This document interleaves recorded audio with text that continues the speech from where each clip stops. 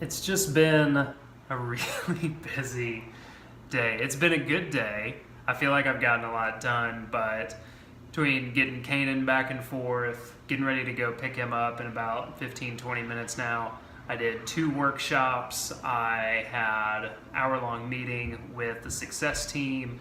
I had a meeting with Nathan, our founder. I had 3 calls with customers and did some tickets, wrote a couple of emails, wrote a post. So I feel like I got a lot out of the day, but the day has just been a dead sprint since we started. And Kanan woke up super early. He woke up at 6:15 instead of his usual 7:15. So been getting after it today.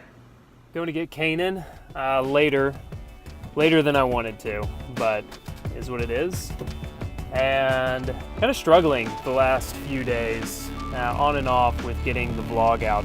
I'm really enjoying it, but I'm hitting a bit of a hump, and I know this is kind of a good sign actually, that I'm still interested, I'm hitting a hump, I'm still shipping, but it's tough, and I don't really know if I'm providing you a lot of value.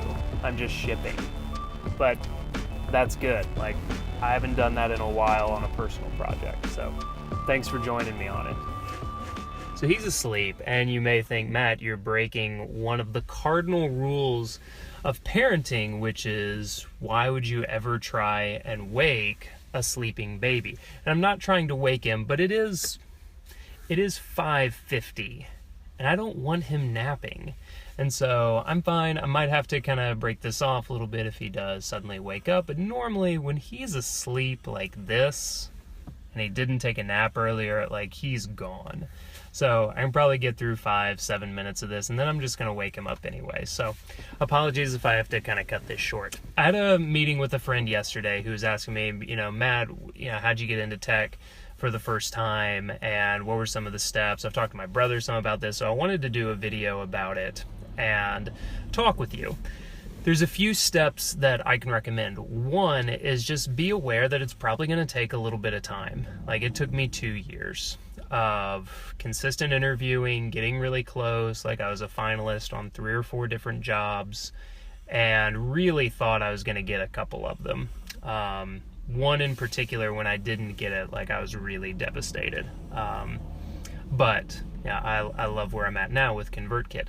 So a couple of tips. The biggest thing that you can do is already be making things. And when I say making things, I mean make sure that you're blogging, that you're vlogging, that you are something more than just like updating your social media profiles, okay? Because people that are going to be interviewing you, they don't just want to see you interacting. That's important, but they also want to see that you're capable of building something, of following through on a project, even if it's a project that you've put together yourself.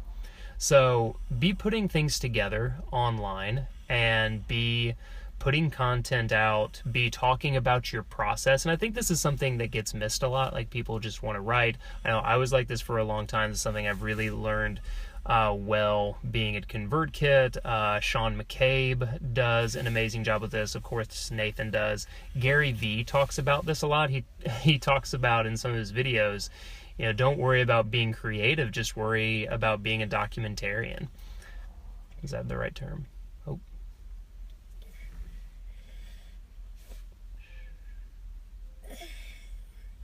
And so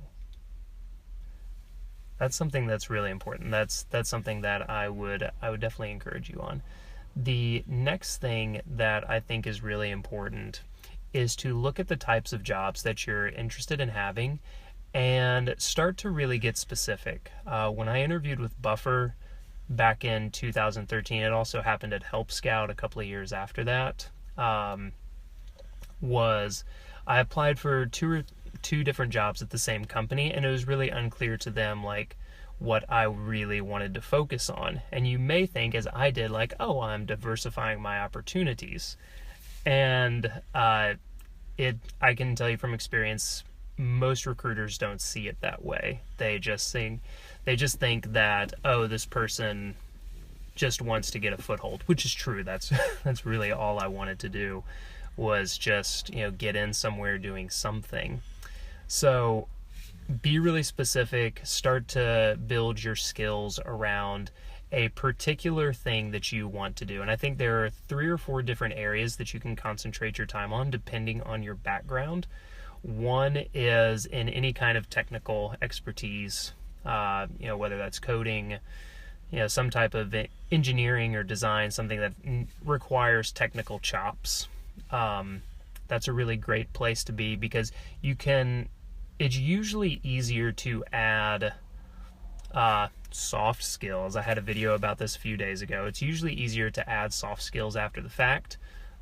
It's more time consuming and more difficult to add technical skills later on, which is what I'm trying to do right now, and one of my focuses for this year. Or maybe it's foci. I don't know. So concentrate on a specific track and start to build those skills. And again, document them, share them, show how you're going through this thing or that. The other thing that I would try and do, and I was actually working on this before I got hired at ConvertKit, was see if you can create an expertise or a little bit of freelance opportunity around something specific that will help a company that you want to work with or are interested in working with. And that'll do 2 things. Like here, you can totally steal this if you want to do this.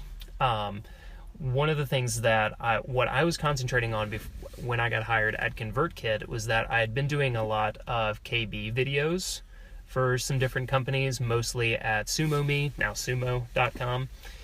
And what I was going to do was find growing startups. This was my niche. I was going to find startups that were growing that had knowledge bases, so their help articles, that didn't have that many or any videos behind their content. It was just written, because a lot of times, especially with software products, people like to have like a video walkthrough. So my contract pitch to them was going to be like, you know, hey, I noticed that you have all these videos and people are probably looking at them.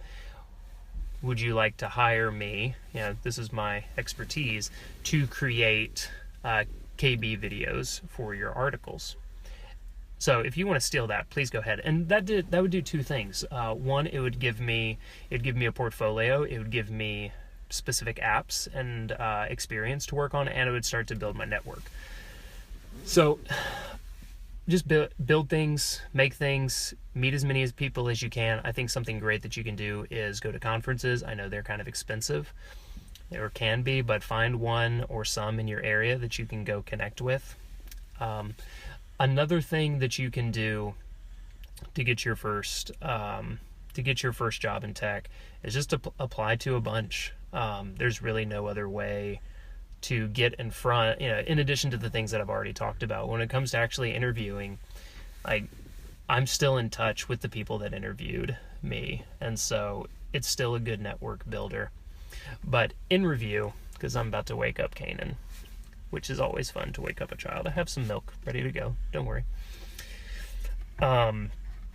If you want to start moving to get your... Oh, here's one other thing. I told Mark this. Mark's my brother. And he was kind of looking at this in the past. And he's more in like a sales type position. So this is the advice that I gave him, and you can kind of restructure it based on a thing that you're interested in doing. If you want to get into sales marketing, this is what I told Mark. If you want to get into a tech company who's working on as a sales representative, what you should do is try and learn as much as you can about their current sales strategy. You can also go like onto their website, any kind of outbound or inbound marketing channel that you find for them. Research that, look for the places that they might be missing something, and write up a really lengthy report on it to share, like, this is what I saw, this is what I think you could be doing better, this is what... Of course, you don't have access to their data or their metrics or anything like that, but just for what you're really sharing with them is your ability to break something down, your ability to find holes, your ability to think differently about a situation, and put a plan together. This was something that advice that I was given by Ryan Delk, who's at Be Omni. And Delk did this really, really well when he was coming up in tech. I don't know, when he was like 12 years old. I'm kidding. He's just super young and incredibly smart. Not super young, younger than me, and really smart.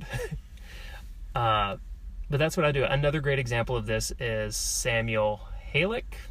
I can't pronounce your name.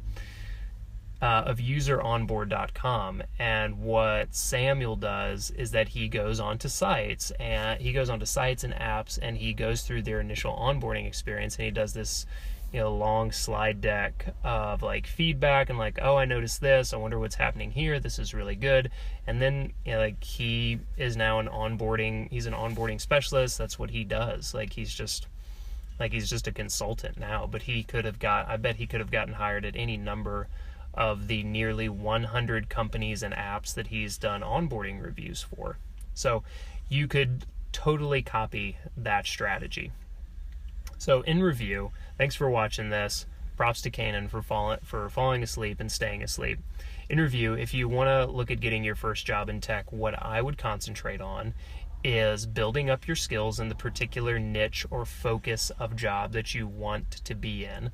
I would focus on a particular niche that you want to be in. Okay, so build those skills and also build them towards a particular thing, even if it's scary to think like, oh, well, I could be a writer, I could be a marketer, I could be a content producer, I could work in customer service. Like, these are all thoughts that I had. It would have been much better for me, even if it took a little bit longer, because it ended up taking a while anyway. For me, it would have been much better for me to just say like, I wanted to be in customer experience. Okay. And the other part is go to conferences, build your network as best you can just by providing value and connecting. Document and share all of your processes, all of the things that you're putting together. The last part that I just talked about is go through the different companies or roles that you're interested in applying for and break them down. Look for the holes. Think about, how would I do this differently, or what kind of questions do I have? Like, if you could literally ask yourself the questions, something I proposed to Mark, if you were to build a sales strategy around this particular product, what would that look like? Even if you think it's kind of silly, write it out, document it, share your ideas behind it. And again, put all of that on a blog, put all of that on a vlog. Don't just update it on Twitter or like put it on Facebook or Instagram or whatever. Like, those are all good, but you need to have a single hub where you can share more longer form content that you can gather around a central idea. So hope that was helpful. I'm going to be posting this on YouTube. Also, just go to youtube.com and of course .com and search for Matt Ragland and click on the channel that looks like me, not on the Matt Ragland that does not look like me, because that is not me. And subscribe to those videos. I'm going to keep doing this on Facebook. Also, thanks for watching, whether here or there. And I enjoy doing these. Thanks so much. And again, props to Kanan. He's very cute and he's very sleepy. All right, everyone. Peace. Have a good night.